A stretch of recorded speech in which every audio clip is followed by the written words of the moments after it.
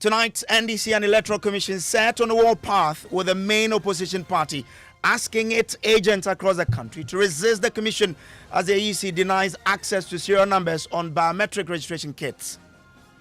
Let me emphasize that our agents must activate the party's high-tech application systems to transmit all serial numbers of BVR kits in their district and electoral areas to the National Elections and IT Directorate of the party, with or without the approval of the Electoral Commission. Details as the National Democratic Congress accuses the Electoral Commission of planning to add names of people to the voters register on the blind side of political parties. You alone will determine which people to capture, which machines to be used, and nobody can track it. So you can add names there. And once the names are already inside, and the people turn out to vote, even if they come as Togolese, the law does not prevent them from voting once their names are already inside.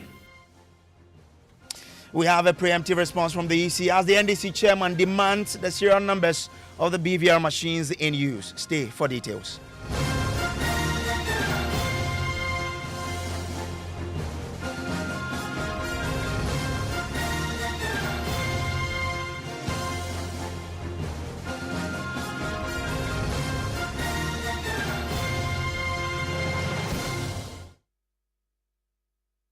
Tonight, the National Democratic Congress has launched a scathing attack on the Electoral Commission as it accuses the Elections Management Body of planning to add names of people to the voters register on the blind side of the political parties. This is the party's response to the EC's refusal to provide access to the serial numbers of the various BVRs being used for the ongoing limited voter registration exercise.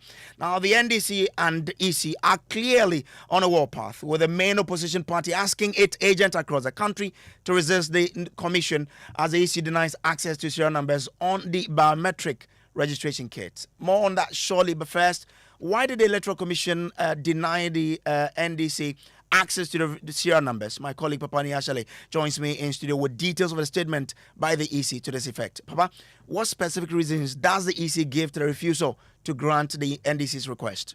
So, Bryce, they give 5 reasons, but the preamble is that they say that each BVR kit is a critical component of the process that they are running, and it's assigned a unique serial number. This number plays a crucial role in the operation of these devices, particularly in the generation of activation codes essential for their functionality, as well as tracking their location and movement. Now, releasing these serial numbers to any external parties, including political entities, poses a substantial risk to the security and integrity of our registration process. That is why this has never been done since biometric voting system was introduced in Ghana. Now, it goes on now to state that 5 separate reasons it's given to back this decision. The first point they make is on the compromise of the security of their kits. It explains that the serial numbers are integral to the security framework of the BVR kits. Disclosure of these numbers could potentially allow unauthorized access to the devices, thereby compromising integrity of the voter registration exercise. Secondly, they say, targeted manipulation risk. It explains that one. It says, now, knowledge of the serial numbers could enable targeted attacks on specific BVR kits located at certain parts of the country, thereby causing chaos, political conflict, and operational challenges. 3 more reasons. I'll walk you through them. It says, now, phishing and fraud. Serial numbers could be used to facilitate fraudulent activities. And the 4th point, it says operational integrity. The Electoral Commission maintains a structured protocol for the activation and operation of BVR kits, designed to ensure that all devices are used solely for their intended purposes and by authorized personnel only. And by giving this out, it jeopardizes that particular set down protocol. And then finally, it says, given the above potential risk and disclosing serial numbers could pose, it is pertinent for stakeholders to address their minds to Section 7, subsection 1 of the Right to Information Act, which provides in part as follows. The information is exempt from the disclosure where the information contains matters which, if disclosed, can reasonably be expected to endanger Endanger. a system, including computer and communication systems. So Okay. those are the reasons the EC has given us Okay. for rejecting the proposal from the NDC. Okay, but the chairman of the NDC, Johnson Asiedu Nketia, has been addressing these issues at a news conference a while ago. Now, you were there. How did he respond to the denial by the EC for them to record the serial numbers? Well, clearly from his words, the NDC is not happy about it. For him, he even believes that the EC was trying to answer questions before they even asked them. So therefore, for him, it's categorical that the EC is making sure all the activities or the posture of the EC is jeopardizing the process, and therefore they do not trust the EC in this particular process.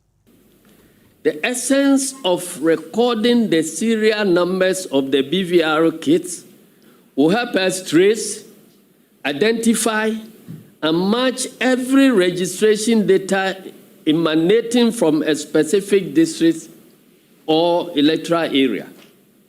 The serial numbers will also help us track all unauthorized personnel who operate the BVR kits in an electoral area. This will forestall any clandestine registration aimed at contaminating the voters' register. We are determined to ring-fence the threat and risks for the 2024 elections by documenting the serial numbers of each BVR kit that will be used in this registration exercise.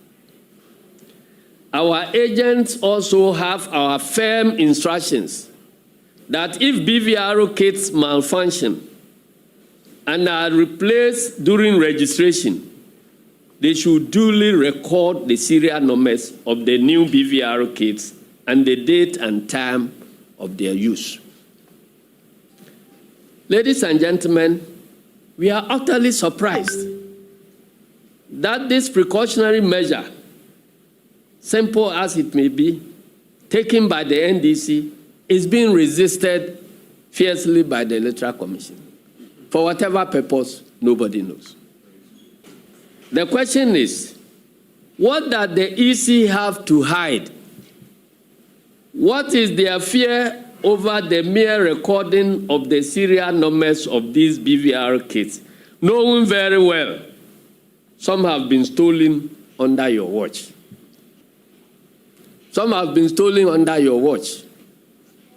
We say, let us track and protect those that are yet to be stolen. And you are resisting. Are you not part of the thieves? Is there something they are hiding from the public? Will our precautionary measure not prevent the criminals who stole the BVR kits from using them to illegally register people? If the EC has nothing to hide, they should just allow all willing political parties to record the serial numbers of BVR kits during this limited voter registration exercise. Friends from the media, on election day, serial numbers of biometric verification devices are recorded on the statement of pool, commonly called pink sheets. Is that not the case? Agents of political parties have access to the serial numbers of BVDs. So why stop the recording of serial numbers of BVR kits? Those who may not understand this, the biometric voter registration kit is what is being used now to capture the data of persons of registrable age. In other words, to help us compile the voters' register. During election, in order to ensure that the same people who were registered are the very people who will be voting, we upload these registers onto the BVD, biometric verification devices. The data that is being captured with the BVRs is uploaded onto the BVDs and taken to the polling stations where their particulars are used to verify whether they are the same people who were registered on that day. Now, we are allowed access to the serial numbers of the biometric verification devices that are used in the conduct of the elections at the polling stations. If we are saying that, let us now identify the kits that are used to capture the register in the first place, and you say no. What it means is that you alone will determine which people to capture, which machines to be used, and nobody can track it. So you can add names there. And once the names are already inside, when you upload them onto the verification kits, and the people turn out to vote, even if they come as Togolese or Burkinabes or Ivorians, the law does not prevent them from voting once their names are already inside. So we are saying, let us have a handle on the equipment that is being used to capture the register. Then we can trace where each of the equipments will be operating, so that if we find an equipment that has captured data and it is not in the stock that has been deployed across the country, we can raise questions. Is that not a transparency measure that will improve the credibility of the voters' register and, by extension, the credibility of the Electoral Commission itself, if they are interested in building any credibility at all?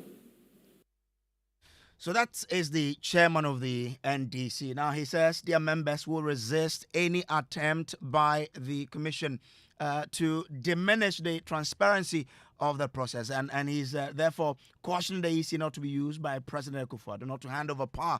Listen to him. We wish to serve notice, and notice is hereby served, that NDC registration agents across the country will resist the EC's clandestine attempts aimed at diminishing transparency in the voter registration exercise. Let me emphasize that our agents must activate the party's high-tech application systems to transmit all serial numbers of BVR kits in their district and electoral areas to the National Elections and IT Directorate of the party, with or without the approval of the Electoral Commission. We shall not falter, we shall not relent, we shall not tire, and we will live true to our mantra that NDC, no retreat, no surrender. Ladies and gentlemen, we do not expect the Electoral Commission of Ghana to act as the conduit through which Akufo-Addo will implement his avowed determination not to hand over power to the visionary, experienced, and trustworthy John Dramani Mahama.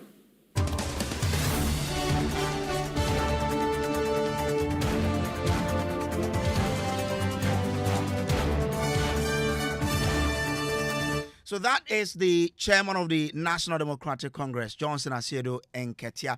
Let's bring in the political parties for a reaction to this. We've been joined on the line by Mustafa Gbande, who's the Deputy General Secretary of the NDC. We also have Henry Nana Boache. He is the national organizer of the MPP. Let me start with you, Mustafa Gbande. The EC has explained and given reasons why it's difficult for them to hand over those serial numbers to political parties, and you still say you disagree. I mean, if you look at the reasons they've given, that some people can use those serial numbers to engage in fraud and sometimes tamper with the integrity of the data. Isn't this, cogent enough for you to then agree to what the reasons that the EC is given? Thank you very much, and a good evening to my senior brother, on the other line. First of all, let me state, first one to and everything that have been said by the national chairman. The EC has set its own questions and provided its answers. The NDC's demand, first and foremost, for serial numbers, big day. It came at the back of some number of missing BVR and BVD machines. So, in the process of public call for transparency, audit, and reconciliation of whatever we have as inventory of machines for the purpose of registering and voting, we requested for those serial numbers to be provided.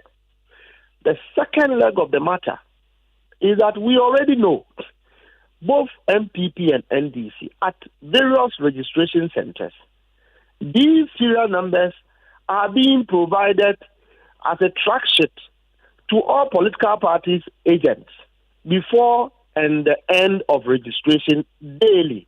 This is public. This is not hidden.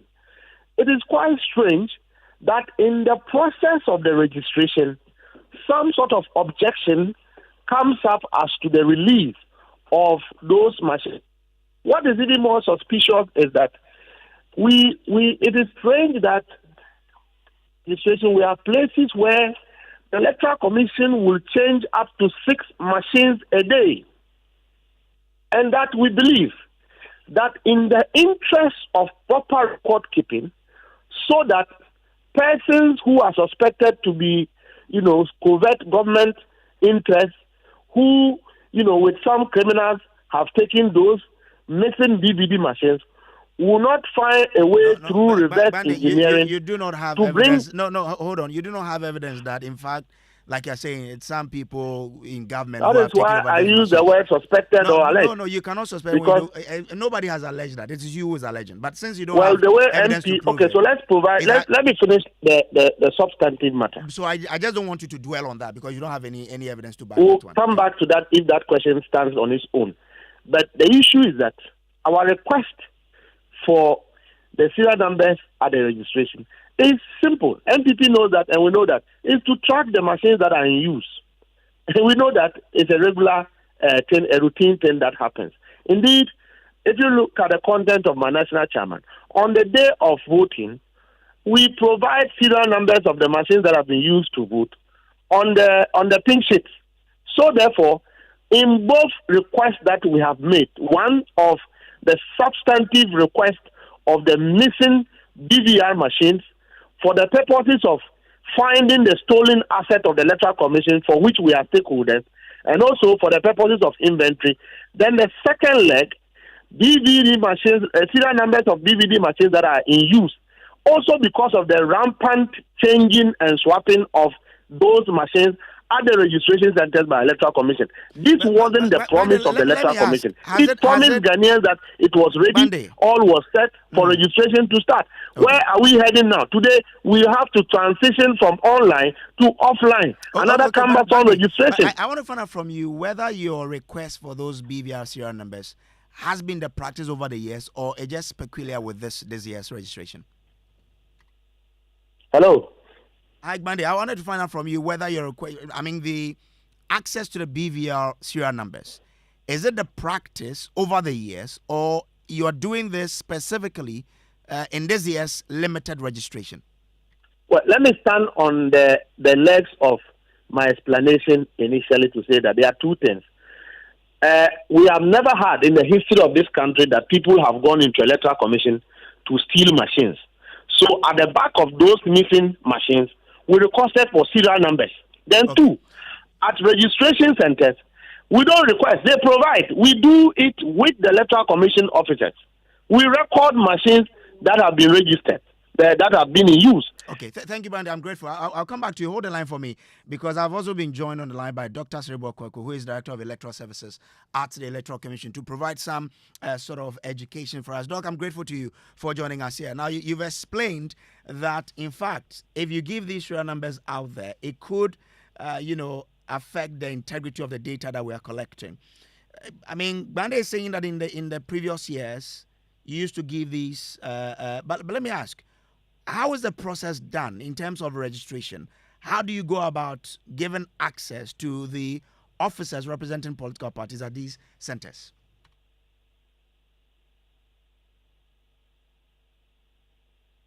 Hello, Dr. Kwaku, are you there? I'm trying to find out from you. I mean, you've explained that, look, when you give the serial numbers out, it could compromise the security of the kits. But I'm asking, in the previous years, how has the registration itself been done to ensure that the political parties who are the center or centers are roped into the process for it to enhance transparency?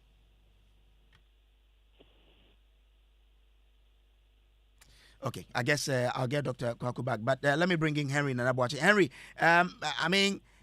your party. Okay, let me try and see if I can get Dr. Kwaku. Doc, good evening, and thanks for joining us. I'm trying to find out from you. I mean, you've given reasons as to why you cannot give the data out or the serial numbers out, but I want to get this education. In the previous years, how was it done? We have never given the serial number to political parties. All right. Now you are explaining that. I mean, someone can fish with the data and I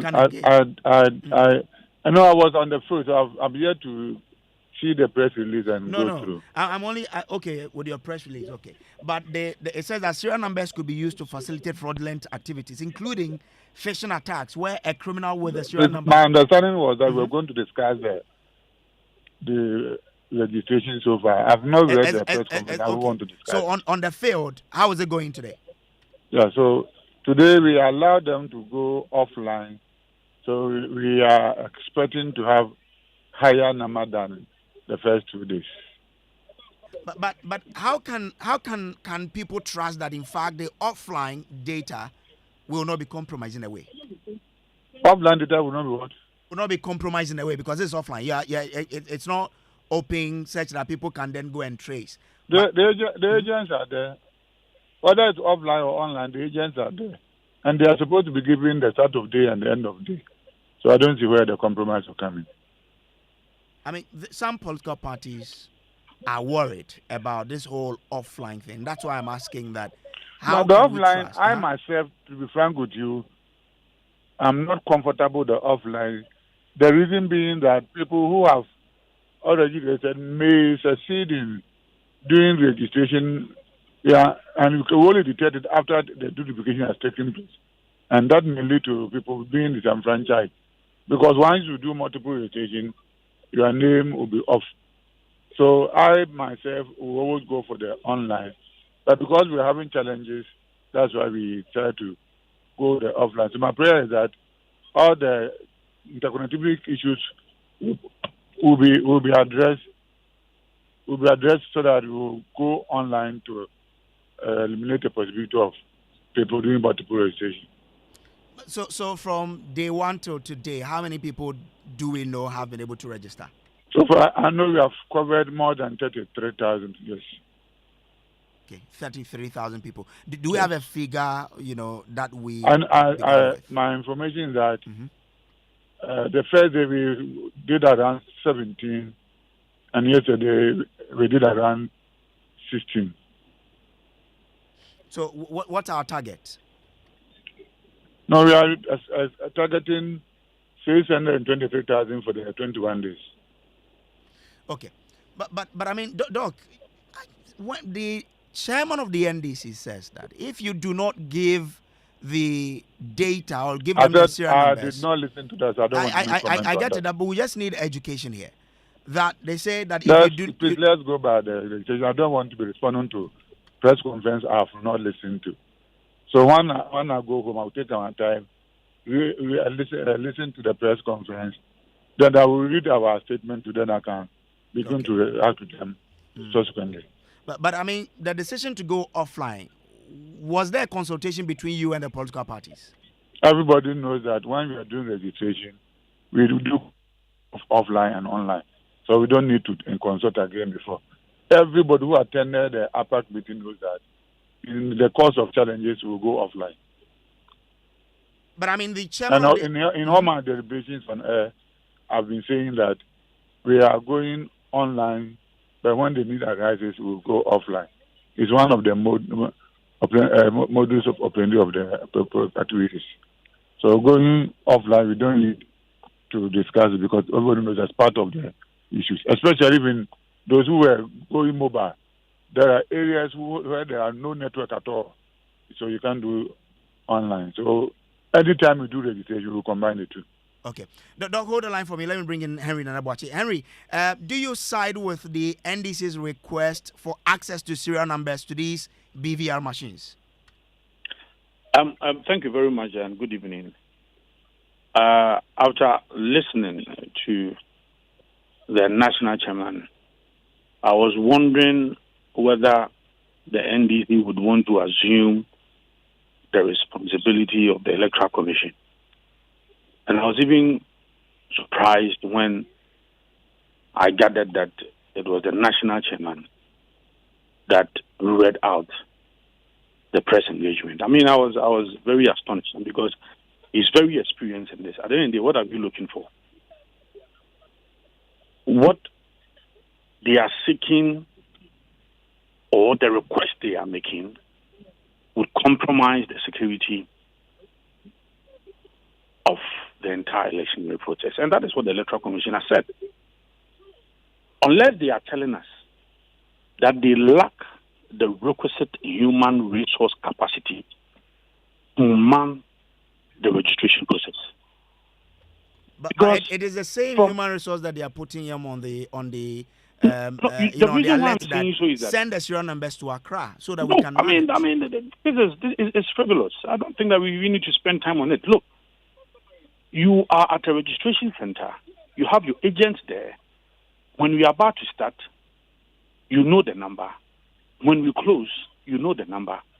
People who are coming in, you have your book. If you have really prepared your agent well, they have an exercise book.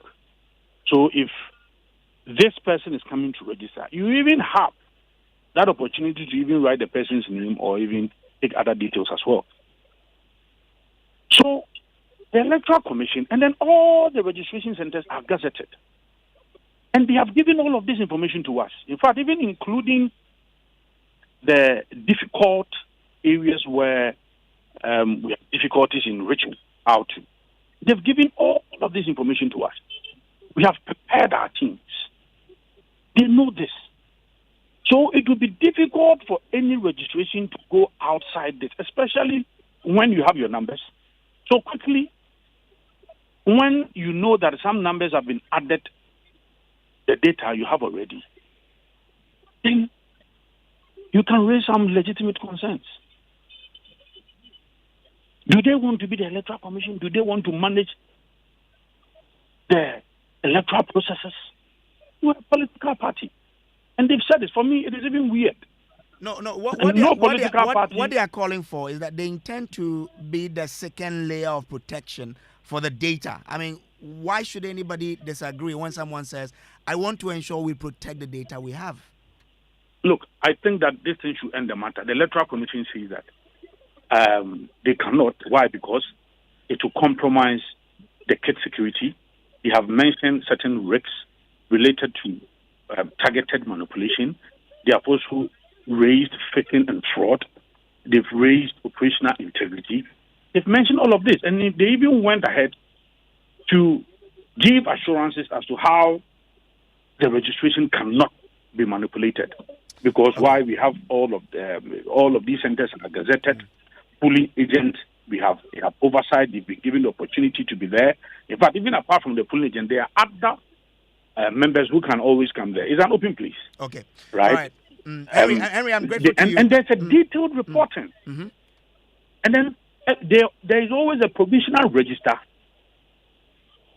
after which political parties are even made to go through. They exhibit the register for people to go through. Henry, I'm grateful. And all of that. So I'm surprised why the NDs will be doing this. Okay, thank you for your opinion this evening. Let me bring in finally Gilfred Asiama, his team lead, Election, Anti-Corruption, Rule of Law, CDD and Kojo Secretariat. Hi, Gilfred, should the EC give access to the serial numbers to these political parties or not? Well, I think the NDC has made a claim, and basically the claim that the NDC is making borders on trust.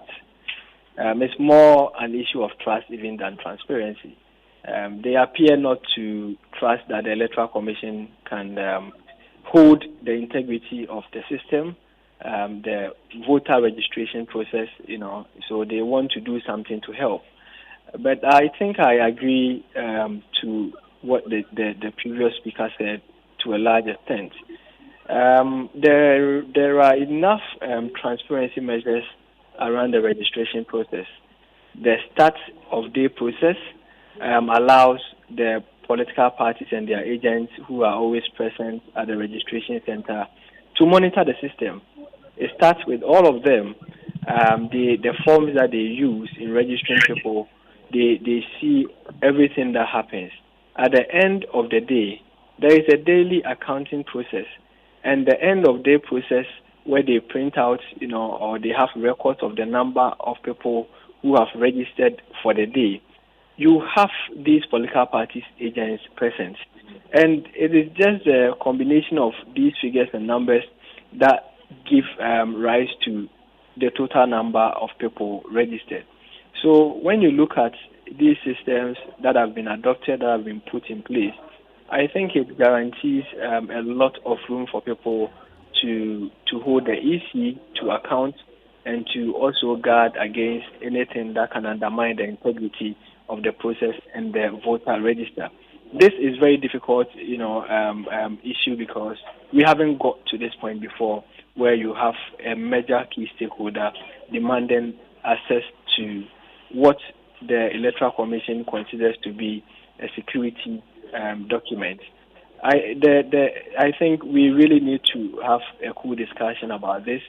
If this is not feasible, it's not the end of the world. The NDC can still guard against anything that they fear, can happen without having access to even the serial numbers of the machines that Okay, they Geoffrey, are I'm required. grateful to you for your thought here, and thanks to Dr. Sebo Kweku for joining us as well. This has been Top Story, but still coming up.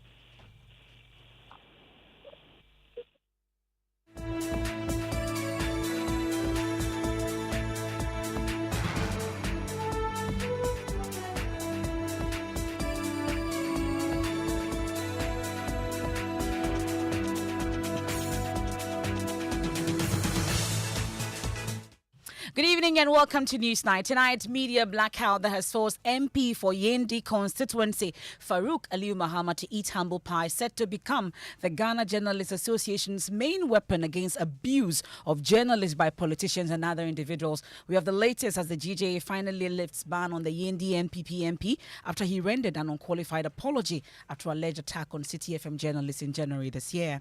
After meeting as a coalition to assess the conciliatory gesture of the MP, the plea by the Minister of Information Designate and Head Deputy Designate, and the positive feedback from the management of City TV, City FM, the GJ and its partners have decided to end the media boycott placed on Honorable Farouk Aliu Muhammad. Also tonight, the Director of Electoral Services at the EC expresses his own concerns about switch of biometric devices to offline mode. Now, the offline, I myself, to be frank with you, I'm not comfortable with the offline. The reason being that people who have already registered may succeed in doing registration, and you can only detect it after the notification has taken place. Meanwhile, NDC has been taking on the Commission for issuing the directive to switch from online to offline mode of registration in the ongoing limited voter exercise. So the switching from online to offline is a decision they have taken. We'll hear from the national chairman of the party, who is charging the security services to halt the busing of prospective voters, insisting it is illegal. Busing is an offense. Everybody knows it. It is a problem of weak law enforcement. Busing is an illegal activity according to our electoral laws.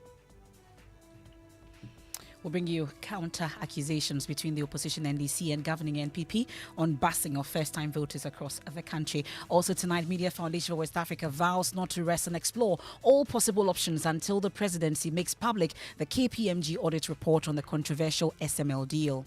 And we would go according to the law to take up the further processes to ensure that our rights are vindicated. And in business, we will share with you with banks that are offering the lowest interest rates for businesses in the country. And in sports, the Ghana Football Association vows to intensify its efforts in eradicating hooliganism from the sport as the football community commemorates the 23rd anniversary of the May night disaster. You want to stay with us for that and more all here on News 9. I want to hear from you. Send me your WhatsApp messages 055-1111-997. Details after this. You listening to me on the radio. I know exactly what you need. And I go sort you out. But first, a quick introduction. Maybe the connection man. I'll make things happen. Whether it be business, fashion, or the latest trend in town, I go connect you. I know when people connect, big things they happen. I am the plug to your plug. Anything you want, that's sort. I go show you where options they line them up for you. You want download or you want stream? Link up. I got you. I conquer everywhere. From circles to KJT. If you come to Navrum, Jiosu to Kita, Techima to Kumbungu. I'll be the link between you and the next big opportunity. It be me where I go connect you, make it happen. Oh, you want to know my name? I am Telecel. Switch to Telecel for the best value voice and data services and connect to the things that matter. Connecting dreams, connecting goals, connecting passions. Telecel, connecting energies. It's the 3i Africa Summit, where innovation, impact, and investment converge, where technology drives transformation. From the 13th to the 15th of May 2024, heads of state, central bank governors, thought leaders, innovators, investors, academics, and entrepreneurs will converge to unleash Africa's full potential. Discover the power of digital assets, explore the state of digital growth in Africa, and unveil lessons from Africa's central bank digital currency experiments. Engage in discussions on diversity in the creative arts and tech, financing Africa's SMEs, and bridging the digital gender gap. Network with investors, pitch your ideas, and access funding at the 3i Africa Deal Room and Pitchfest. Join us at the Accra International Conference Center as we ignite a fintech revolution for Africa's financial future. Visit 3iafrica.com to register now. Hello, my name is Mami Akua, an entrepreneur and a mother of two. My work keeps me busy most of the time, and sometimes it takes me away from my family. But the safety and health of my family is very important to me. As a working mother, I cannot afford to take any chances when it comes to matters of health. That is why I signed up for a family health care plan from Equity Health Insurance. My family and I have access to over 700 hospitals, clinics, opticians, dentists, pharmacies, and diagnostic centers across the length and breadth of Ghana. With Equity Health Insurance, I no longer have to worry about medical bills. Anytime a member of my family visits a hospital, Equity Health Insurance has got my family and I covered. What about you? Who has got you covered?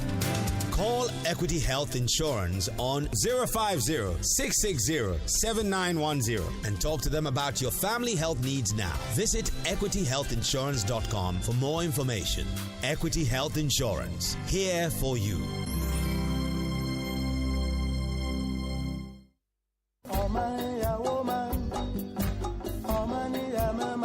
Hello, Ghana. It's time to take action and shape the future of our nation. That's right. The Limited Voter Register exercise is here, running from May 7 to May 27, 2024, 7 a.m. to 5 p.m. each day. If you're 18 and above or missed registering previously, head over to your nearest district office of the Electoral Commission. Attempting to register more than once is criminal, and persons found guilty will face the law. And remember, don't forget to bring your identification with you. If you don't have an ID, don't worry. That's correct. You can still register by bringing 2 registered voters who can vouch for you. Let's join hands and ensure no one is left out. Every vote matters. Make sure to mark your calendars and register to vote for the December 7th, 2024 elections. Let's make a difference together.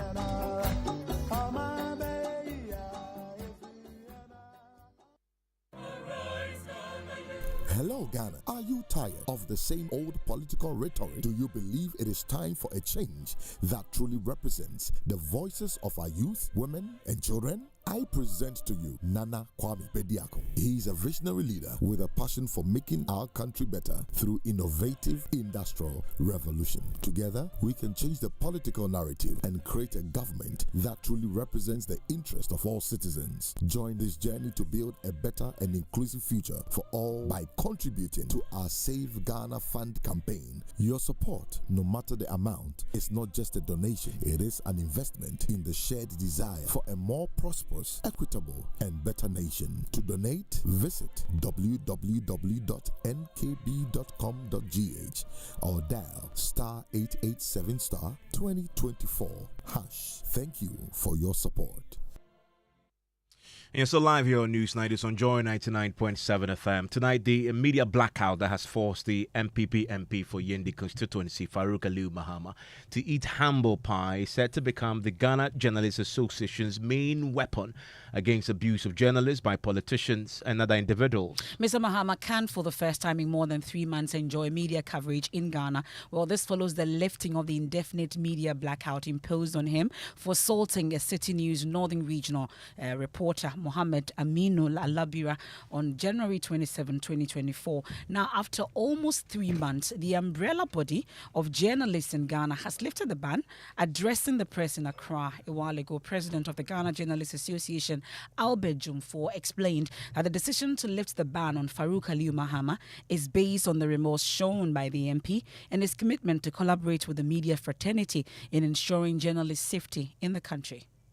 Honorable Farouk Aliu Mahama apologized for the assault on the City FM reporter and committed to working to restore cordial relations with the media in the northern region and the country as a whole. He informed the meeting that he had also withdrawn his suit against the GJ and its partners as well as City TV, City FM, and was ready to meet the management of City FM, City TV, and the journalist of victim Mohammed Aminu Alabira for an amicable settlement. Later the same day, Farouk Aliu Mahama wrote an apology letter to the management of City FM and TV and copied the GJ. Earlier today, he has also written to the GJ on his resolve to resolve the matter between the GJ, the City FM, and himself. After meeting as a coalition to assess the conciliatory gesture of the MP, the plea by the Minister of Information Designate and Head Deputy Designate, and the positive feedback from the management of City TV, City FM, the GJ and its partners have decided to end the media boycott placed on Honorable Farouk Aliu Mahama, MP for Yendi. We therefore respectfully request all media organizations to take note and act accordingly with effect from today, May 9, 2024. Well, that's the GJA President, Albert Jumfor. My colleague, Carlos Caloni, was at that press conference, joins me in studio. So quickly, let's find out, is this lifting of the ban on Aliu Mahama takes immediate effect? Is it yes, according to the GJA President, it takes effect, and he's urging all media houses to accept that. Okay, well, there are two key issues they addressed at that press conference. Apart from Aliu Mahama, we know about the Owutu Senya East MP, Mavis Hawa Kumsing as well, and they also lifted her ban some months ago. They addressed some issues concerning her.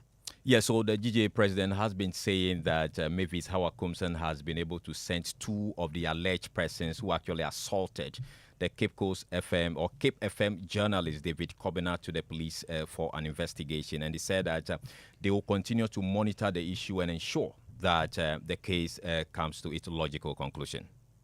The MP met officials of the GJA and its partners to express regret over the attack on the journalists while pledging to help identify and arrest the perpetrators. It was on the basis of this pledge, which was backed by the Minister Designate for Information, that a blackout was lifted. The latest development on this case is that Ms. Hawa-Kumsing has handed her way by taking 2 suspects identified to her during the said meeting to the police to assist the police with investigations. We are very much aware that the police has cautioned them and has taken their statement. We are following up on the case with the police to ensure prosecution. Well, the DGA president reveals that the implementation of the media blackout strategy has really yielded positive results. After recording the first 2 attacks in January, I think early February, there was another one, making 3. And since we took this decision and in our resolve to blacklist persons and individuals who comes after journalists, who attack journalists for no provocation, no reason, we have realized a decline in the attack on journalists and media practitioners. And for me, this is really good for us. It means that the measures and decisions we have taken is really biting, and everyone is really, cautioned and being careful about the media. And that there is a GJA president. And Emefa, we can now speak to Farouk Aliu Mahama himself, is the MP for Yendi, joins us on the line right now. Thank you very much, Mr. Mahama, for your time here on Newsnight.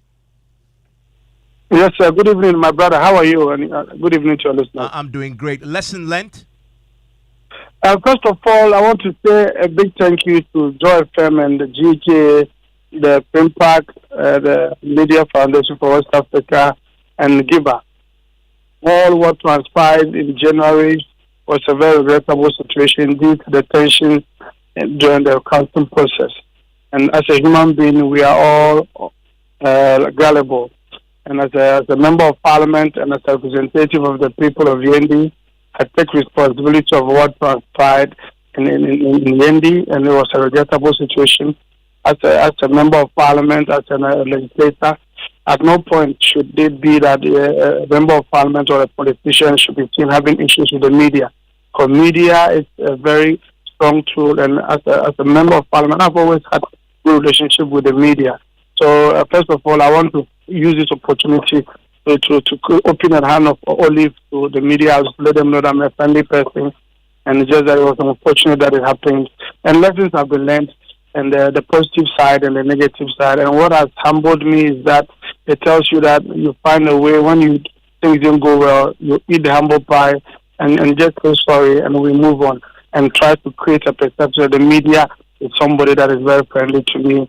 And it's important that media and how they are treated and journalists, their protection is something that I would always want to promote.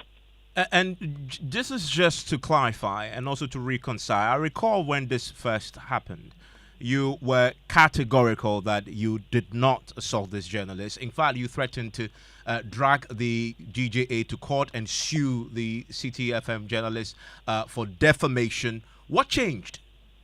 Mr. Evans, we have gone past this as human beings and as human institutions. Things do happen, and when temperatures are high, you try to use the courts. But at the end of the day, we want peace. And as a member of parliament, a lot of things happened, and I thought it wise that no, I took a different decision to say that no, look, we don't want to go this tangent. We want peace, and I want to create a good rapport with the media. For the media is an important tool for the nation's development.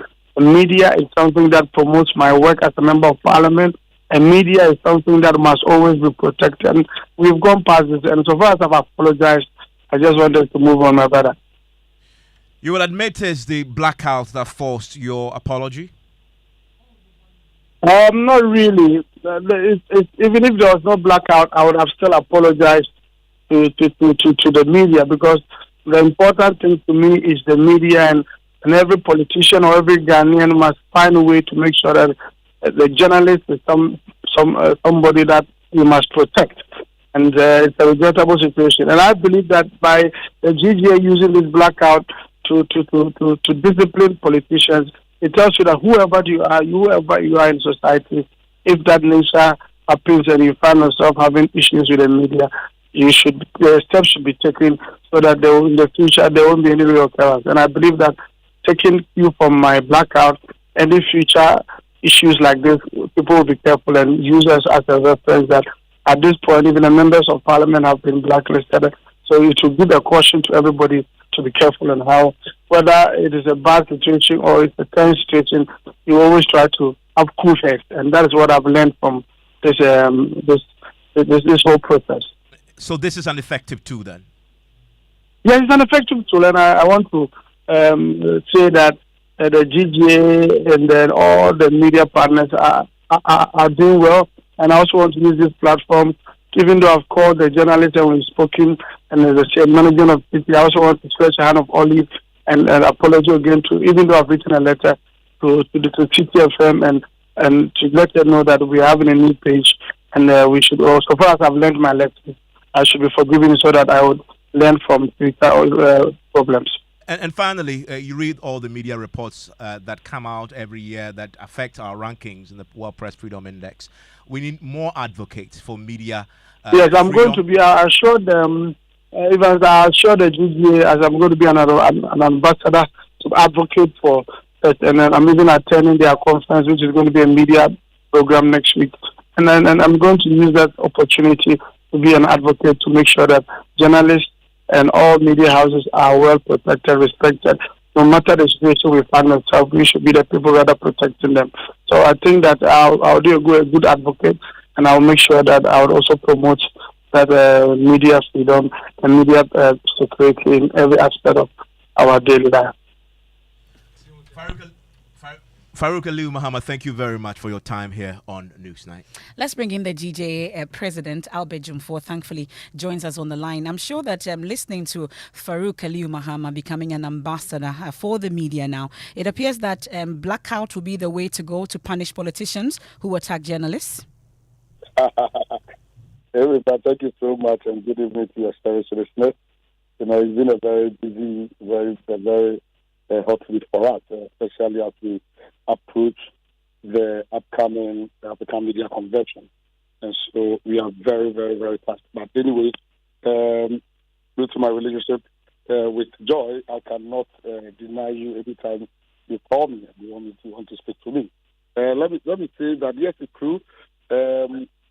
Our resolve to end impunity against journalists has resulted in these measures, and I think that it is really having biting effect on politicians and individuals who have actually faced this blackout. And so, for us, in the short term, it's really doing the magic, even though we have other options available to us, which will trigger when the need arises. And so, for now, we will say that it is the best measure so far. We say in the Howard Kumsin case, there's prosecution underway of that particular case. Yes, on the case of us, we have said that even today, having lifted the blackout on Farouk Muhammad, it doesn't bring the matter to an end. We are still flowing. He's supposed to meet some demands, which was made of him. I think he has met at least a few of them, or let me say some of them. Is left with one or two to still meet, and so he's still not left the hook. We will still be watching him, and we'll come out to update the public as and when, just as we did on our Kumsin's case. Our Kumsin promised to assist the GG, assist the police, and cooperate with us to get the perpetrators. And yes, true to her words, she was able to hand over some individuals who were identified during our meeting to the police for investigation, interrogation, and cautioning. And we are aware that the police has taken the cautioning statement from certain individuals and investigations underway. We have directed our regional branch to speak to the victim to apply for the state of investigation report. So we'll get to know where the police has gotten to with this investigation. And I think that when it comes, we will advise ourselves and know the way forward. And so we are closely monitoring the progress of investigation with regards to our concern. Okay, well, media blackout may have been effective so far, at least listening to Aliu Muhammad, but the concern is the tendency to abuse this particular punitive measure. Are we putting measures in place such that that will not happen? Of course, we are. We are not going to abuse it. One major thing that we actually consider before taking such a measure or decision is to establish a prima facie case. And whenever such issues come to hand, we meet and remember that among us, we have the president of Primpac, who is a lawyer. the GJ as a legal team made up of about 7 lawyers who are also equally journalists. And so we don't just come out, we make sure that we have established a prima facie case. And so before we come out with such measures, which we see to be the immediate measure which is actually doing the magic for us. And I can confidently say that ever since we took such decisions and ever since we took such steps, attacks on media or attack on journalists has drastically reduced. And it means that it's really working. But there's no way we are going to abuse it. In fact, from January till now, you haven't heard that. You haven't heard the GJ blacklisting any individual. If you don't attack us, I don't think we will come after you. All we are saying is that if you don't have the capacity, if you don't have the temperature to accommodate journalists during this election year, whether you're a politician, we don't mind who you are, whoever the position you hold in this country. Once you attack journalists without any provocation, without any just reasons, we will bite you out. Well, that's Albert Jumfo. That's our GJ president there, speaking to us on this lifting of the ban on Farouk Aliu Mahama, earlier also on Hawa Kumsing. Well, there are some messages on this, and this one from David McLean from Bazoa. It says it's a great move by Mr. Farouk Aliu to apologize to the media, and I think he has shown much more maturity on this matter, he says. That's David McLean's message. We have another one, and this one is on the EC issues that we've been talking about on Top Story, about to get into that. And this one says EC officials used offline today and we didn't see any problems. I suggest to Jean Mensa that we should continue to be using the offline services rather than the network. That's Abuchi Philip sending us a message from Keta. It's a good time to get into the election headquarters now.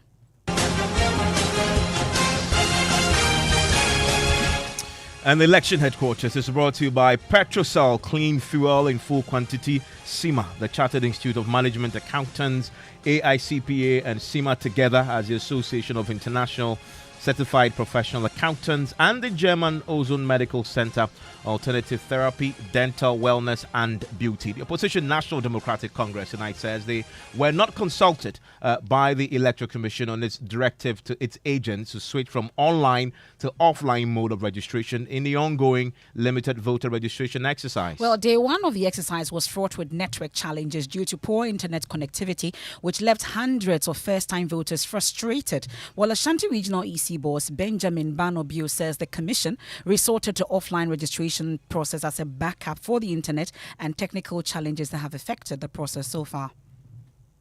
However, to every plan, there should be a plan B. When the situation is such that we cannot control the internet connectivity issues, Commission issued a directive that we go offline. We'll be using offline until such time that the connectivity issue is restored, so that anyone who comes to register will have the opportunity to do so. It is not in our interest to see people queuing at our offices waiting to be registered. Some people came day one, they came day two again, and today they are there.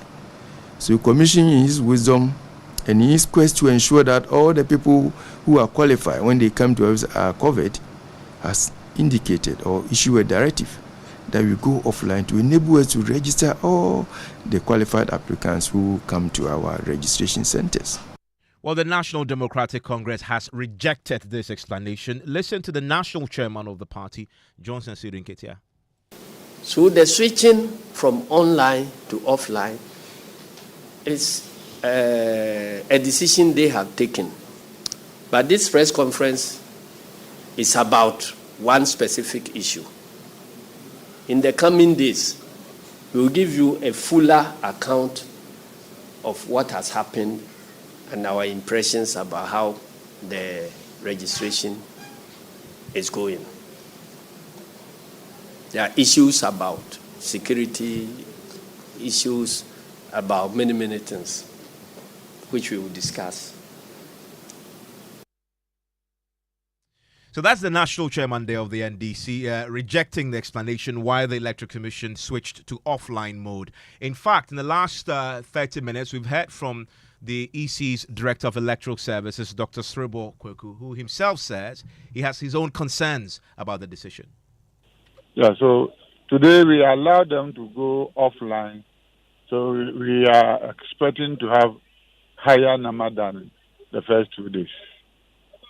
But how can people trust that in fact the offline data will not be compromised in a way? Offline data will not be what? Will not be compromised in a way because it's offline. It's not open such that people can then go and trace. The agents are there. Whether it's offline or online, the agents are there. And they are supposed to be given the start of day and the end of day. So I don't see where the compromise will come in. I mean, some political parties are worried about this whole offline thing. That's why I'm asking that. How the can we offline, trust? I myself, to be frank with you, I'm not comfortable with the offline. The reason being that people who have already registered may succeed in doing registration, and you can only detect it after the duplication has taken place. And that may lead to people being disenfranchised. Because once you do multiple registration, your name will be off. So I myself will always go for the online. But because we're having challenges, that's why we try to go the offline. So my prayer is that all the interconnectivity issues will be addressed so that we will go online to eliminate the possibility of people doing multiple registration. So from day one till today, how many people do we know have been able to register? So far, I know we have covered more than 33,000, yes. Okay, 33,000 people. Do we have a figure, that we... And my information is that the first day we did around 17, and yesterday we did around 16. So what's our target?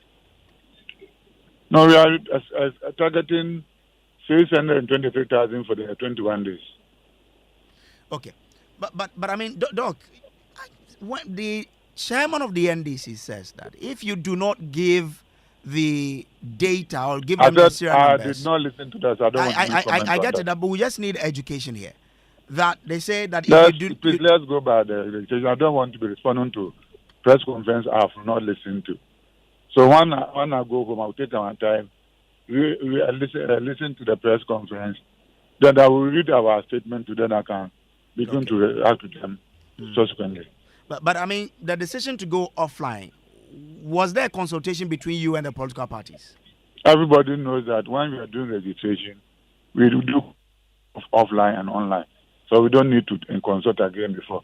Everybody who attended the APAC meeting knows that in the course of challenges, we'll go offline. But I mean, the chairman... And in all my deliberations on air, I've been saying that we are going online, but when the need arises, we'll go offline. It's one of the modus of operandi of the activities. So going offline, we don't need to discuss it because everybody knows that's part of the issues, especially even those who were going mobile. There are areas where there are no network at all, so you can't do online. So anytime we do registration, we'll combine the two. Well, that there is Dr. Sribo Kweku, who is the EC's Director of Electoral Services. And one key issue that has come up so far, at least the past 3 days of this particular limited voter registration exercise, the issue of busing of prospective voters from one constituency to the other. Well, the NDC chairman has also been speaking about it, and he's charging the security units in the country to halt the process. Busing is an offense. Everybody knows it. But see, the problem in this country is that when there is an issue and there's the need for stakeholders to engage to find a common solution, at that point, the Electoral Commission will say, oh, we are independent. We will do what we want. We will do what we want. When problems start coming, then they will be pointing at political parties. It is a problem of weak law enforcement. Busing is an illegal activity according to our electoral laws. But who enforces that law? We have raised an issue that the enforcement of electoral laws, or lack of it, has been a cause of electoral violence in this country. So let us find a solution to it. This was one of the reasons why the National Peace Council engaged us in series of meetings and so on, and they ended up, government's response was that we are going to pass more laws. The laws have been passed. They are on the paper. Are they checking any violence anywhere? So the problem is law enforcement. It's not about more laws or lack of laws. So busing is illegal. But it's only government that enforces criminal laws. And the government, state institutions will tell you, oh, these are election matters. So the attitude of some of our state security is either they go in a biased manner attacking supporters of one party, or else they declare their neutrality between good and evil. See nothing, hear nothing, do nothing. Then those who have the backing of state power now will engage in impunity to do whatever they want. And while Asiodun Kita is talking about busing of prospective voters, we're now seeing that the Member of Parliament for Sujaman Thomas Ampim Dako and parliamentary candidate of the MPP for the area Pius Enam Hajide have both now been trading accusations of busing voters to register in the constituency. The Member of Parliament for the Sujaman constituency, Honorable Thomas Ampiamku, is involved in the illegality of busing people from outside of the constituency, especially North Tong, West, South Dine, Lower Manyakrobo, Upper Manyakrobo, and Yulo. And whilst he's doing that, the areas within the constituency, the ones who are witnesses to his gross incompetence and mismanagement, he is suppressing them by referring to them as foreigners and preventing them, sometimes forcefully and physically. He attacks people and vandalizes property, all in the view to suppress the voter registration within the Sojaman constituency. These are all lies. In fact, it is Hajide who has resorted to busing people from Afife, Agbozume, and other communities to register in the Sojaman. And we saw this on the evening of Tuesday when the registration exercise started. We got information that he had camped a number of people from these communities that I mentioned in one of the Vignare apartments in Akosombo. So neighbors in the area confronted the people and they admitted to them that they have been brought in from Afife and those other communities to come and register here. So they started raising alarm and a lot of people trooped to the area. I was informed, so I called the divisional commander to tell her what was happening here. She quickly sent some police officers. Well, let's touch base with our correspondents on day 3 of the voter registration. And Nana Boache Dankwayadom will start it off for us from the Ashanti region. Nana, what's been your monitoring so far today? Well, Emefa, day 3 of the registration process has been smooth, no disturbances whatsoever. Security has been tight at various districts that we visited here in the Ashanti region after the EC took a cue from what happened in Tepa yesterday. The EC has also resorted to the offline registration process, which has also made the process very fast, although some party agents in the region are raising some concerns. And so from our observation, the registration process in the Ashanti region has been smooth. So that's the situation in the Ashanti region. Let's quickly touch base with Rafiq Salam all the way in the Upper West region. Rafiq, what can you report today? I can also report to you that the registration exercise in the Upper West region is also going on peacefully. Lots of security men sent to the registration centers, and as I talk to you now, registration for the third day has ended. The first day registered about 191. Yesterday they registered 194, and then today, as at 6 o'clock, 5 o'clock, when the closed registration, there were several people that were still in the queue, over 300 people. Well, that's the situation in the Upper West region. Rafiq Salam taking us out of your election headquarters for today. And it's time to do business. George Riafe. And later, we'll take you back to the Ashanti region. 25th anniversary still underway for the Otumfo say to the 2nd. George, what's in business? Well, Emefa, coming up, we'll share with you banks offering the lowest interest rates for businesses when it comes to lending. And some economists project a hike in policy rates to deal with the current pressure on the cedi and inflation. The business news on Newsnight is brought to you by MTN Business. Welcome to the new world of business. Kingdom Books and Stationery, Syntex Tanks, and Pepsodent Charcoal and Herbal. Life is a stage, and we're all players, playing the supporting role. The title of my poem is Playing with rhythm. Playing the lead. Playing to win. Playing with gusto. Playing for the sheer thrill until the curtain falls. Because every journey begins with play. Kickstart yours with MTN. So, what are we doing today? MTN. Son, we are so proud of you for setting up this hospital. I really love those hospital beds and waiting chairs. By the way, did you import them? No, Dad, I didn't. I actually got them from Kingdom Books and Stationery right here in Ghana. Wow. We also bought our office supplies, safes, executive desks and chairs from Kingdom, and they gave us expert advice on how to set up our office. Guys, that makes 3 of us. I also got our sofa and bedroom sets, plus our dining hall furniture for our new home from Kingdom. Wow, Mom, that makes 4 of us. I usually get my stationery items from Kingdom, and my teacher also mentioned that our classroom furniture was provided by Kingdom. So there you have it. Whenever you're thinking about setting up an office or acquiring furniture for your home, etc., Kingdom Books and Stationery should be your first point of call. With over 40 years experience in the industry, we stock and supply a wide variety of globally sourced office and home furniture, stationery and equipment. Visit our head office, Osu Akwaje, or our office near the Osu Stadium. We're also in Tema Community 1, opposite Olam SHS, Kumasi KNUST campus, UCC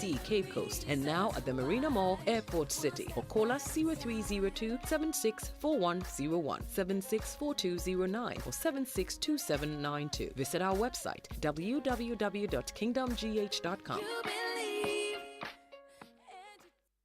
Water is needed all day, all night. So remember Syntex Tank all day, all night. 7 years warranty. Select any color for free. In no de crack, in no de spoil. Call Accra on 0244 335 168. Kumasi 0505 555 666. Syntex Tank. A strong, a tough. Water is needed all day, all night. So remember Syntex Tank all day, all night. 7 years warranty. Select any color for free. In no de crack, in no de spoil. Call Accra on 0244 335 168. Kumasi 0505 555 666. Syntex Tank. A strong, a tough.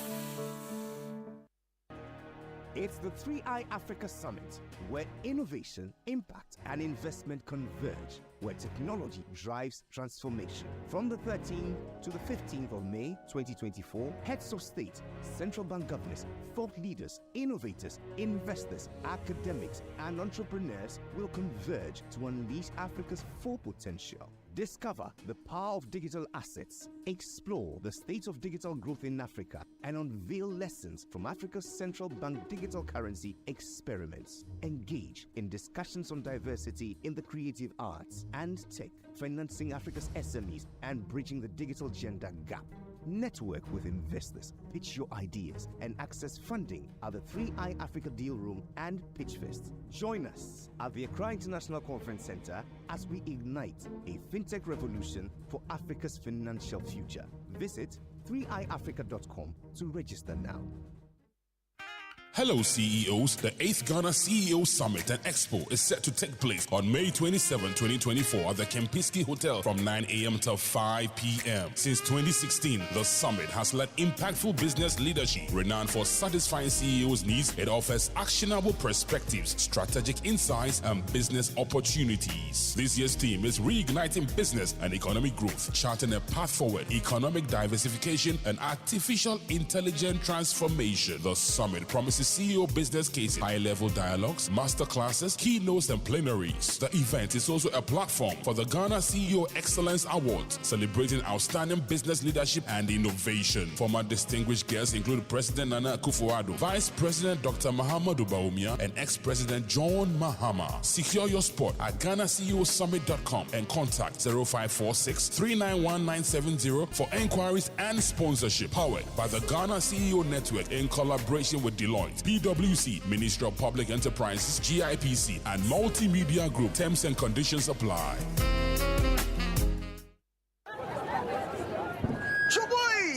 We have a new leader in town. OBRNT. I'm for. Me don't want to see baby. When him say my baby, maybe more charcoal for whiter teeth. More charcoal. Not only that, maybe lemon. More lemon. Zinc for fresher breath. More zinc. And fluoride for stronger teeth. Introducing the new President Charcoal packed with more power with a combination of charcoal and lemon for naturally whiter teeth. Grab yours now. This advert is FDA approved. Show time, good life time. Paddy, how is your good life? Hey, before you attack that sumptuous variety of foods with Toto, do yourself a favor. Wash your hands with soap under running water, your bowl before you eat, and at all other critical moments. That is, before you cook, after you visit the toilet, change your baby's diaper, and when you return home from anywhere. Let's all come aboard Good Life by washing our hands with soap under running water and at all other critical moments to keep the germs away from our family. Good Life, live it well. It's an everyday thing. Good Life from Ghana Health Service and partners with support from USAID.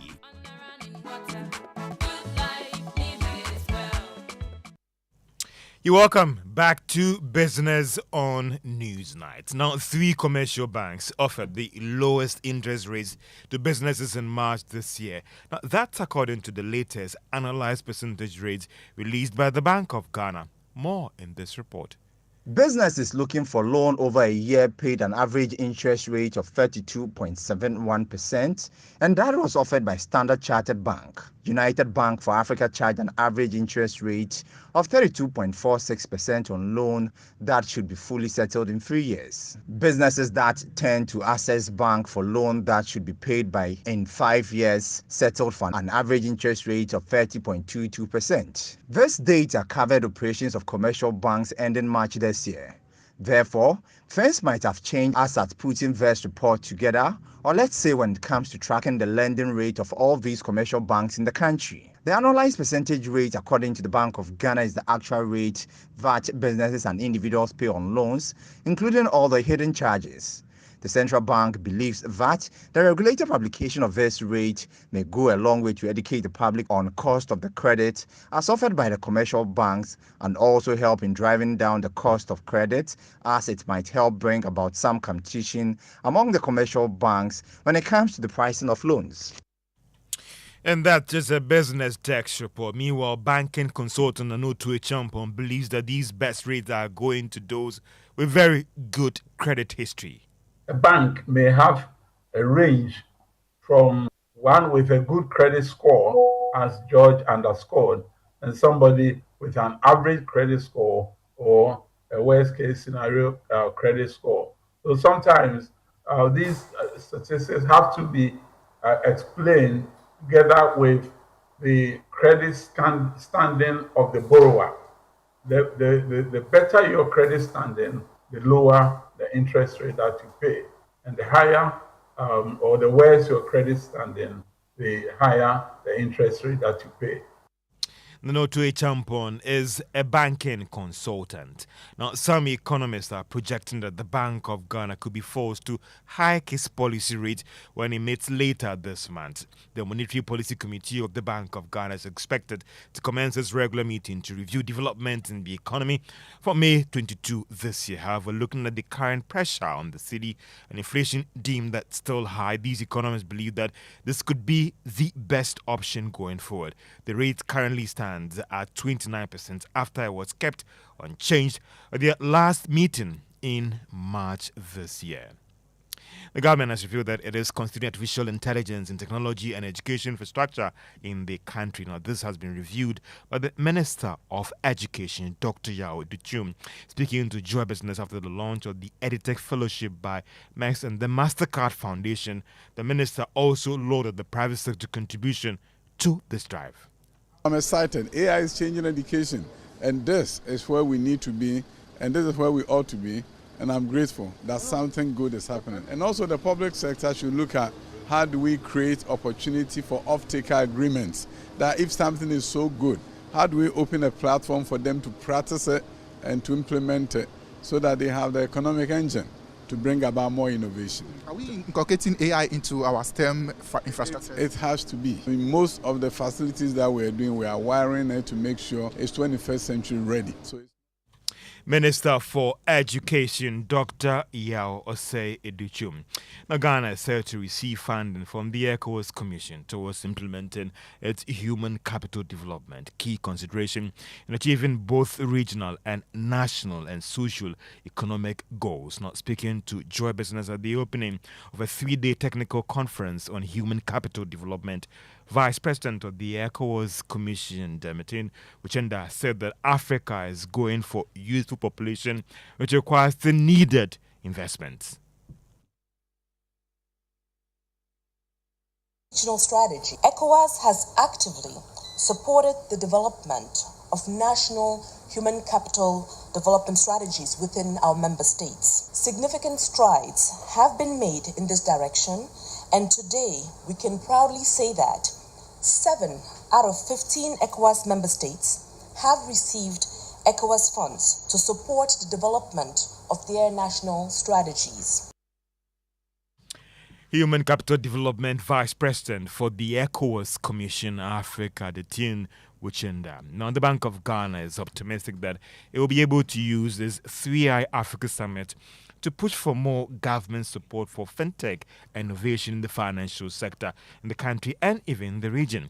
The summit, which opens in Accra on Monday to Wednesday, will bring together investors, regulators, innovators from all over the continent to deliberate on these issues. Kwame Opon is head of fintech innovation at the Bank of Ghana. Look at the journey of even the mobile money sector in Ghana. That indication and that policy step the Bank of Ghana took suddenly had a big impact on how sector players began to invest in driving the mobile money sector, which has today helped drive much of our financial inclusion in collaboration with banks as well. And so similarly, we're hoping that what we're doing is sending a signal to the broader community, not just in Ghana, by the way, but across the continent. And there are other central banks who are participating to have the same discussion because, in fact, the challenges are similar across the continent. So that's one, the policy indication and signaling. The second aspect has to do with actual concrete policy steps, which is something that we're going to be discussing here amongst even the Committee of Governors to really see how we can address certain things. I mean, if you look at cross-border payments, for instance, we're promoting AFTA, and it's going to have a significant impact on us long-term and really help with integrating us as a continent economically.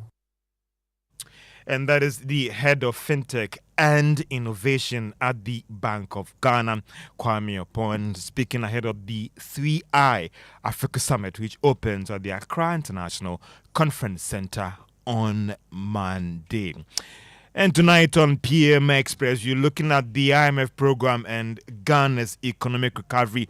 Whether this program has really been able to help stabilize things in the economy. I'll be engaging economist Professor Godfrey Bokwen and also the Deputy Director of the African Department at the IMF, Catherine Patilo, and also Mark Beduabuaji, he's Chief Executive of the Ghana National Chamber of Commerce and Industry at 9 p.m. Joy News, and all our social media platforms. George, thank you very much. We look forward to that. Ms. Bao is here with sports. Hello, Evans. Well, just a few updates for you. Today marks exactly 23 years since that May 9 disaster happened, and there was an event that was held today to commemorate that very event. And well, the Ghana Football Association has also vow their commitment to ensure that the incident does not occur, and they released a statement to that effect. And as to that statement, they say that the Ghana Football Association, this commemorative event, serve as constant reminders that our continuing efforts to rid Ghana football of hooliganism and make our stadium safe is the biggest tribute we can pay to those who were scarred by the events of May 9, 2021. And the statement concludes by saying their sacrifice will be meaningless if we relent in this endeavor. Well, just finally, Evans, sub-statement from the Ghana Athletics denying some reports that the Ghana 4x100 meter relay team self-financed their participation in the World Athletics. And, well, the team were in Bahamas to qualify for the Olympics, secured a ticket there, and reports surfaced that the team's qualification at Bahamas and their subsequent stay there was funded by themselves, but the Ghana Athletics emphasized that it was funded by the Ministry of Youth and Sports. That's it for you, Evans. Well, let's head to the Ashanti region, and the highest and revered seat of Ashantis, the Golden Stool, otherwise known as Sikeja Kofi, is expected to be outdoored at the Grand Derby to climax the Silver Jubilee of the Asantehene Otumfuo Seitu II. So the stool, believed to have been conjured from the heavens by the revered Asante priest of Komfanoche, will be part of the full traditional procession of the Asantehene on Sunday. Well, we can hear from the Joabenhene Nana Otu Sribo II. He's the chairman of the Otumfuo 25th Anniversary Committee. Well, we'll get to hear from him on this, but let's take a look at the exemplary leadership that has brought glory to his kingdom and etched the rich traditions and culture of the Asantes into global history books. Emmanuel Bright Kweku tells the tale of the gallant man of Asante, Berima Kweku Dua, also known as the Otumfuo Seitu II.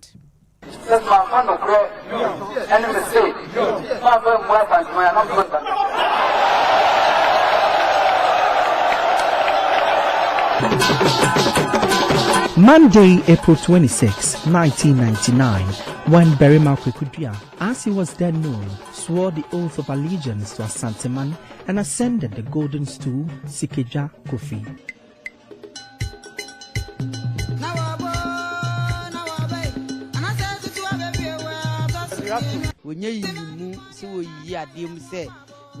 He doesn't discriminate. He loves everyone. The vision of Otumfuo Seitu II encompasses education, health, and economic development. If we should go back in Ashanti history, it's like Osebosu. His diplomacy transcended everything else.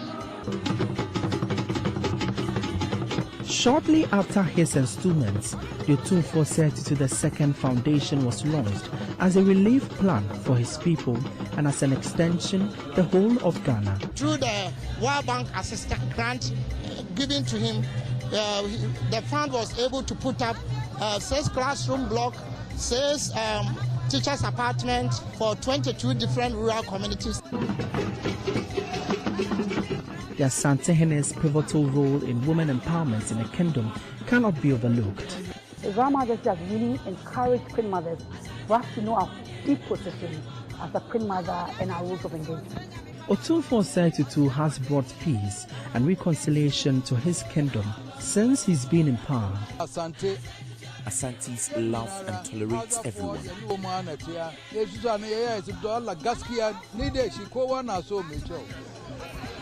In February 2020, he became the first person to receive the Pillar of Peace award. We will continue to pay homage to the Asantehene. He is a mini God.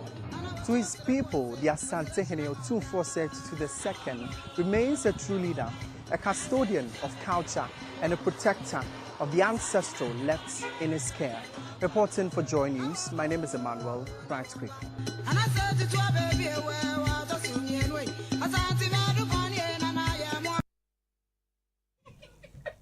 So that's Emmanuel Bright Kweku's report. And of course, it's a display of rich traditional culture. And Evans has been staying up all night watching all that he missed when it comes to this particular 25th anniversary celebration. And the birthday celebrations also. The love story is trending all over the place. But we can hear from Dwabehene Nanotu Sribo the second. For the Nahundia Baba, a free a saying, a far a quack come pressure, man, or take Mema Consa, or more a two Emanano, Omina Baba. If I say about who Marobia, whom be said there, as Abania City, when the ABBID, Ama, as a Gajaku free crowns or Sabi, a Bayadi. The Asantehene will be coming with his full procession, including the golden stool, Sikeja Kofi. This is to showcase the rich culture and tradition of the Ashantis.